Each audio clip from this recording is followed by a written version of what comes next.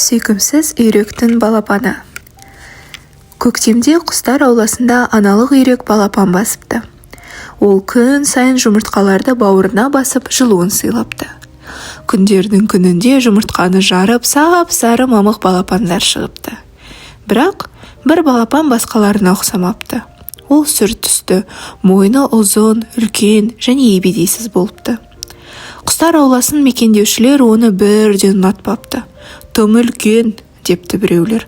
Қандай сұрықсыз, қарауға жағымсыз, депті басқалары. Ал көңілді және мейірімді ол барлығынан жақсы жүзеді. Деп аналық үйрек оны қорғаса да, ешкім үйректің көзіне құлақ аспапты.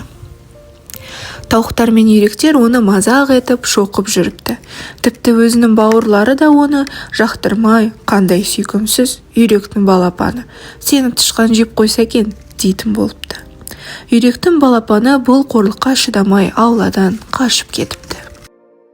Сөйтіп, үйректің балапаны жабайы үйректер мен құтандар мекен еткен батпақты көлшіктің жағасына келіпті. Олар, бұл қандай құс? Деп таңдана қарапты. Дегенмен үйректің балапанын қумай, қамыс арасында өмір сүруіне рұқсат беріпті. Бір күні көлшікте жабайы үйректерге аңшылық басталыпты. Айналада иттер қаптап мылтық атылыпты. Қорқып кеткен үйректің балапаны қамыс арасына тығылып кетіпті. Кенеттен оның дәл жанына аңшы ит келіп, оны иіскеп, әрі қарай кетіп қалады.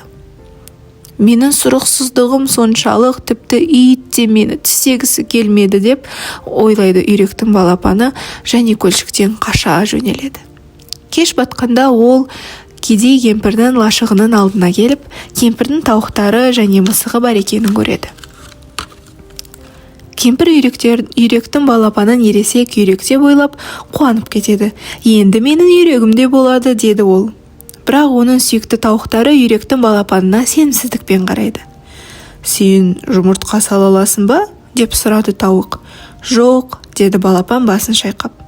Ал арқанды дөңгелетіп мияулай аласың ба? Деп маңғаздана сұрады мысық.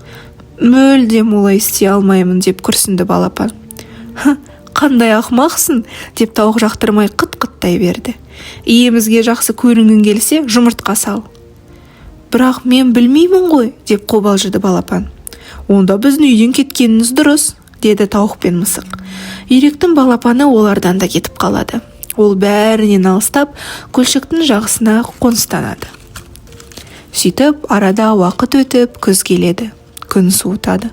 Байғұс үйректің балапанына әбден қиын болды. Бір күні ол көлдің үстінен мойындары икемді, ұзын, қанаттары күшті бір топ аппақ құс ұшып өтті. Балапан оларға қарап, қандай әдемі, мен де осы құстарға ұқсағым келеді, деп ойлады. Арада уақыт өтеді, сөйтіп қыс келеді. Көлдің бетін мөлдір мұз басты. Үйректің балапанына жүзетін алақандай жерде қалмайды. Бақытына орай жақын жерден өтіп бара жатқан шаруа мұз үстінде жүзе алмай қалған құсты байқайды. Осы мейірімді адам үйректің балапанын үйіне алып келіп, оны жылытып, тамақтандырады.